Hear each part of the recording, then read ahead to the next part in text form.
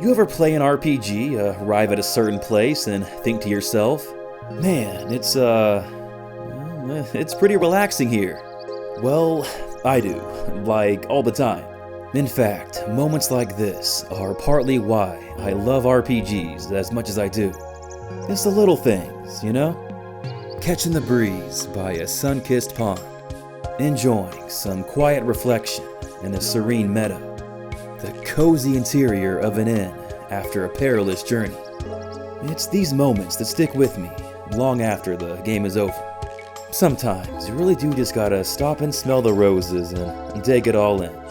But hey, don't take it from me, take it from expert smeller of roses and ancestor of the ancient Norwegian forest feline tribe, my cat, Nugget, aka Nug, aka Squeakers, aka the Squeaks, take your pick. In this video, she's gonna help us rate some of the coziest spots in RPGs to take a nap at. Ain't that right, Nug? Why? Well, to be honest, I just wanted a reason to admire the atmosphere in some areas, and this is a fun way to do it. Now, some of these are going to be pretty notable locations, but others are going to be off the beaten path a bit. They're often where the true beauty lies, after all. So yeah, needless to say, this is going to be a pretty random video, but we're going to have fun with it. Before we get into it though, cue the intro.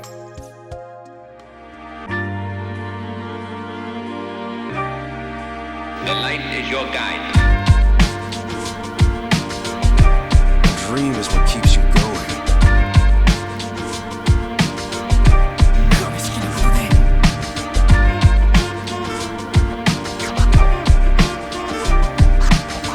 Now is the time to shape your story. Your fate is in your hands.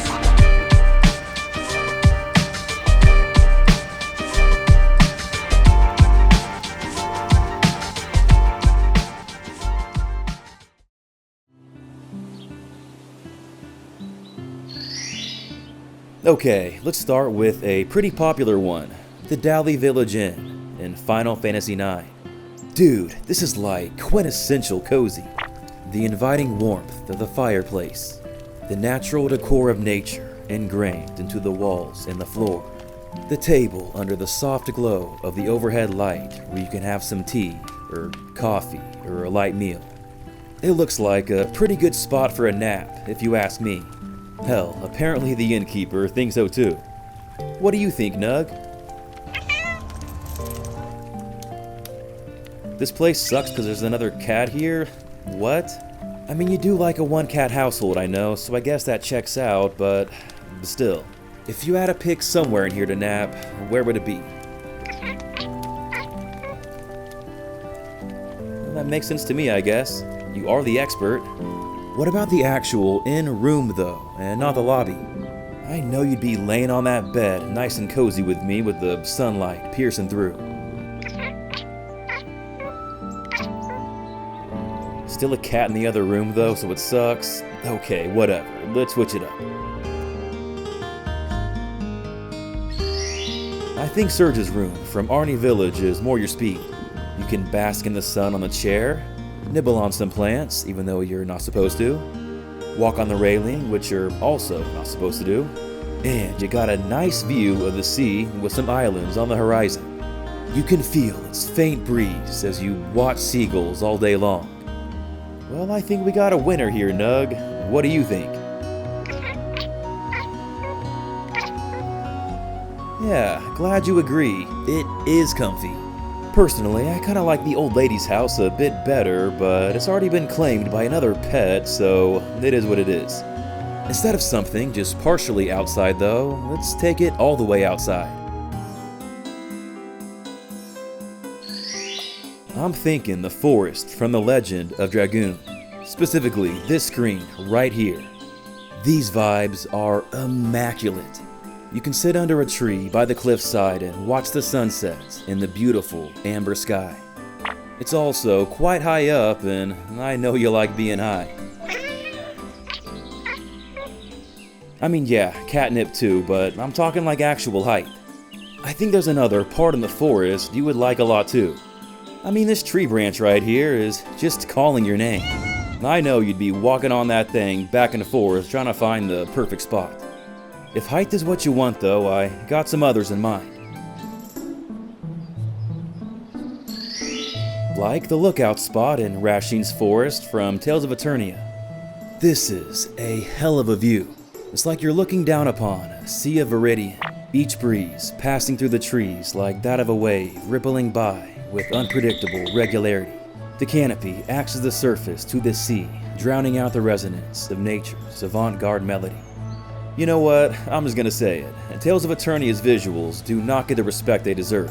Everyone always talks about the pre-rendered backgrounds from this era, and yeah, I get it, and trust me, we have a 40-minute video on the topic and even sell some merch about them. Or games like Legend of Mana and Saga Frontier 2 with their gorgeous hand-drawn styles. But Tales of Eternia, not so much. I don't know why either. Honestly, I think it looks even prettier than Legend of Mana. The backgrounds are just so good. Well, anyway, tangent aside. What do you think, Nug? Okay, I had a feeling.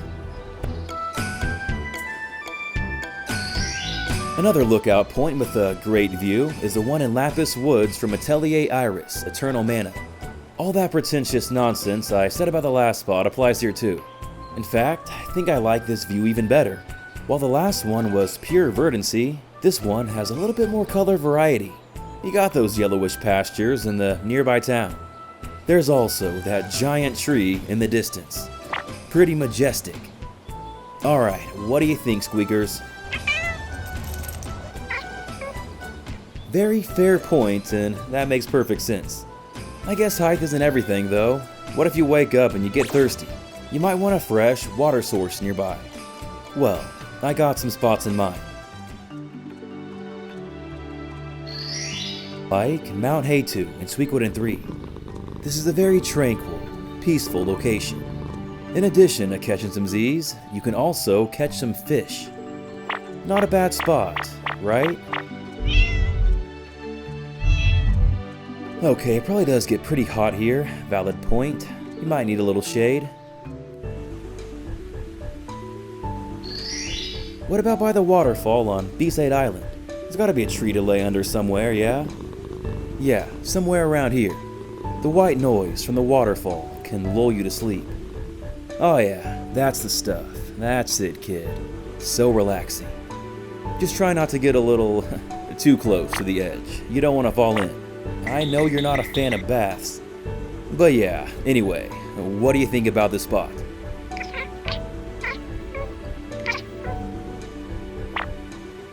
Yeah, that checks out actually. Reminds me of you in showers.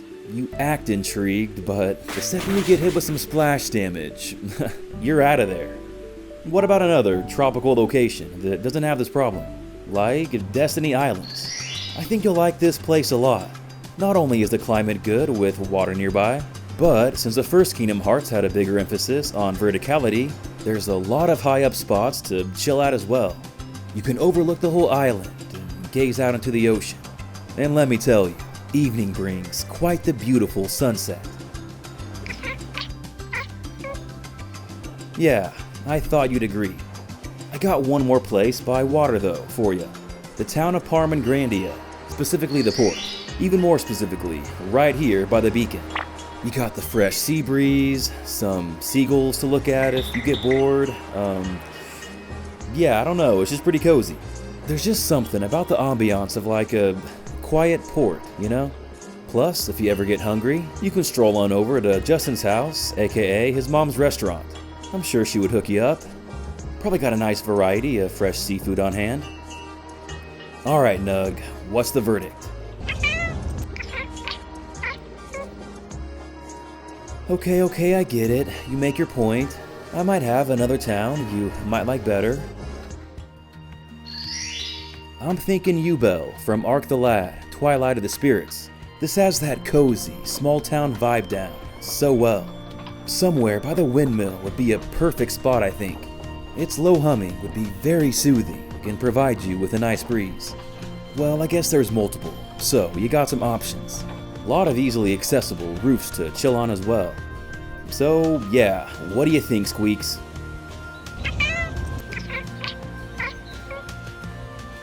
First of all, glad you like it, and secondly, I hear that request. Let's take a little journey on over to the Mystical Spring from Dragon Quest VIII. This place is pure serenity. It's a secluded little area where you can really be alone with your thoughts, or your dreams, maybe I should say. Best of all, the spring has magical healing powers. Essentially, you're safe from everything here. I mean, how can you get more cozy than peace and protection? Yeah, I know. It's pretty chill, right? It's been quite a long day of napping though, so I think it's finally time to call it a night and sleep some more. Let's get some lunar vibes going. No, not the game, but, you know, the actual word. Plus, we already had Nug visit Berg Springs once in our RPG-style quest we put at the end of every video. But anyway, I'm getting distracted. Let's wind things down in Tataru Valley from Tales of the Abyss. The beauty of this place really shines at night, both metaphorically and literally with that gorgeous full moon. Not only that, but the flowers only bloom at nighttime. I mean, what's cozier than sleeping in a field of flowers under the moonlit sky with the ambient sounds of nature serving as your lullaby? Chaotic in its lack of rhythm, but comforting all the same. But hey, I'm not the judge here. Let's consult with our expert. Yeah, that sounds about right. Sweet dreams, Squeaks.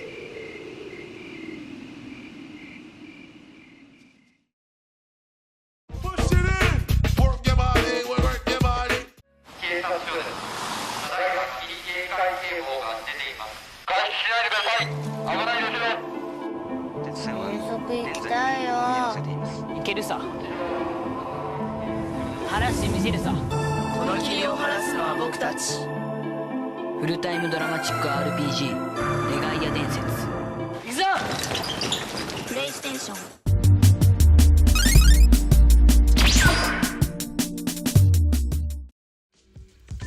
Okay, and that about wraps up this random ass video. If you liked it, you can leave a comment. If you thought it was the dumbest thing ever, then, well, you can leave a comment too. I'm getting some great stuff. To be completely honest, this started off as an April Fool's project that got delayed a bit, so yeah, here we are. I feel like this is the type of video that will either totally and utterly bomb, or maybe it'll pop off just because the concept is so freaking stupid. Probably not much of an in-between, but I guess we'll see. We do have a retrospective on a pretty obscure PS1 game coming out next though, so stay tuned for that.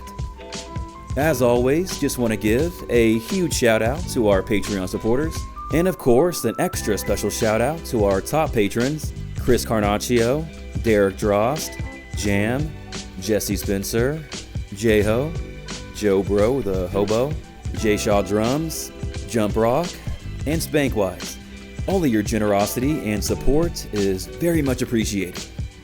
Other than that, thanks again for watching everyone, and hope you have an awesome day. This is Corbin from Gaming Productions. Until next time.